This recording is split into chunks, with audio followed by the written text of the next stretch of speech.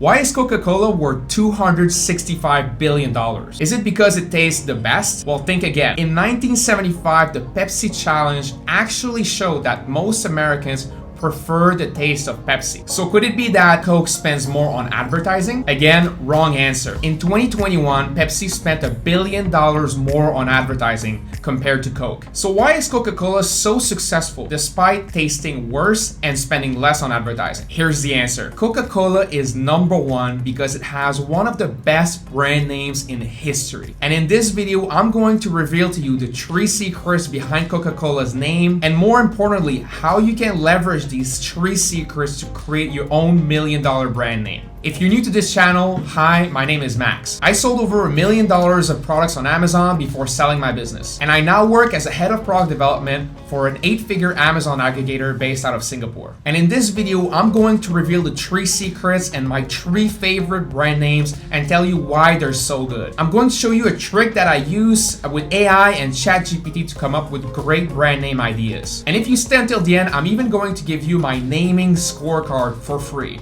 And this is a step-by-step checklist to ensure that you have the best possible brand name. So secret number 1 is to promise a benefit or solution. The first goal of the brand name is to grab attention and create desire. And we achieve this by communicating a benefit or a solution to the core problem of our customer. For example, I suffer from ringing in the ears, which is also called tinnitus. In 2019, I decided to develop a supplement to help people with tinnitus. And then I thought, for someone like me who has tinnitus as their core problem, what's the dream destination? I thought that it would be the complete absence of any ringing. In other words, silence. And that's how I came up with the name Silence Solution. And that was a very powerful name because for someone who has tinnitus, who has constant ringing noise in their ears, that name spoke directly to them and their emotional core problem. They understood instantly. And this is why this product alone was very successful for me and made me $371,000 in the first 2 years. And to this day, it's one of my favorite brand names that I ever created. Secret number 2 is to make your brand name unforgettable. Now, the goal here is not to make your name easy to remember,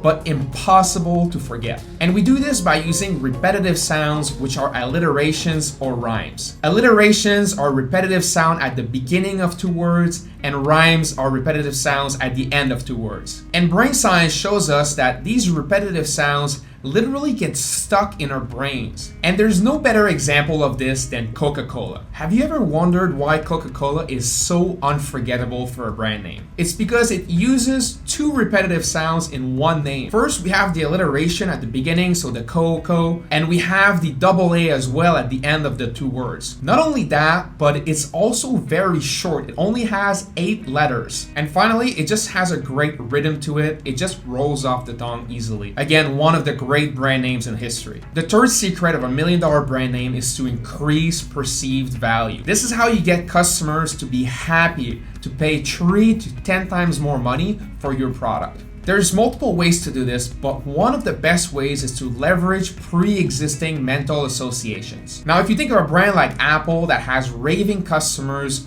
waiting outside the store to pay insane prices for their products, you have to remember that Apple has spent billions of dollars to create the mental associations behind their brand name. And as entrepreneurs, we don't always have the money to do this. And what we instead can do is leverage a pre-existing mental association. For example, one of the names I came up with for one of my supplement brands was Pure Medics. And that's because we have a very strong mental association between doctors and high perceived value. Because we trust doctors and we know that whatever they're gonna prescribe to us is gonna be very effective. So this is why I wanted to leverage the medical mental association for this brand name. By associating subconsciously my supplement brand to doctors, I instantly increased the perceived value of the brand. And that's why I was able to charge often 3 times more money than the cheap competitors. So now let's talk about how to create your very own $1 million brand name. For this, I use a process I call name crafting. So let me explain what it looks like. There's 2 basic components to a $1 million brand name. First, what is this about? This is a word that describes our product. I call this the descriptor. Second second is, why should I care? This is a word that describes a benefit or solution. I call this the enhancer. So recently I came across a product called Polar Plunge, and this is for people who want to make an ice bath in their backyard. I thought this was a really good brand name, and I think it does a good job of illustrating this example.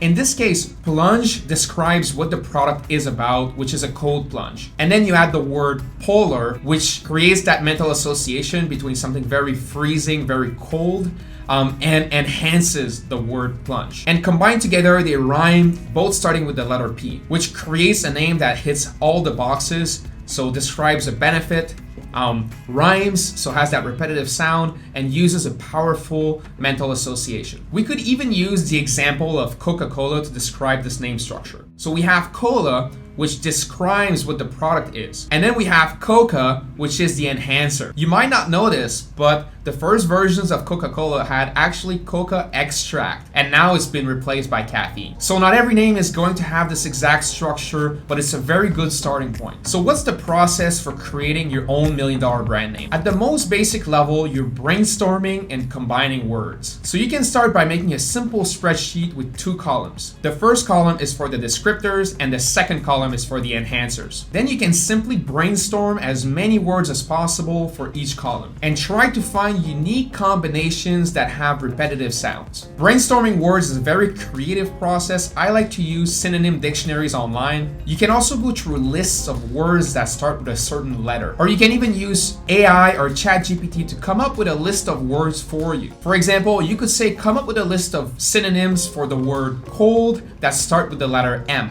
Now, once you've come up with a brand name that you really like, always make sure that you're not conflicting with someone else's trademark. I usually go and check by myself if there's an existing trademark that I would be conflicting with, and if not, I still go and check with the trademark attorney just to make sure that if I'm going to invest a lot in a brand name, I want to make sure that I'm not infringing on anyone else's trademark. As for domain names, I consider myself very lucky these days if I come up with a brand name I'm excited about and the exact .com is available for $10 on GoDaddy. And if it's not available, then I'll usually make an assessment if I think I could eventually get the domain, or if I'm happy moving forward with a different domain name variation. So guys, I've combined all of this information into my naming scorecard, which is a really cool checklist that you can use to help you come up with a great brand name. I'll post the link in the description below and you can get it 100% for free.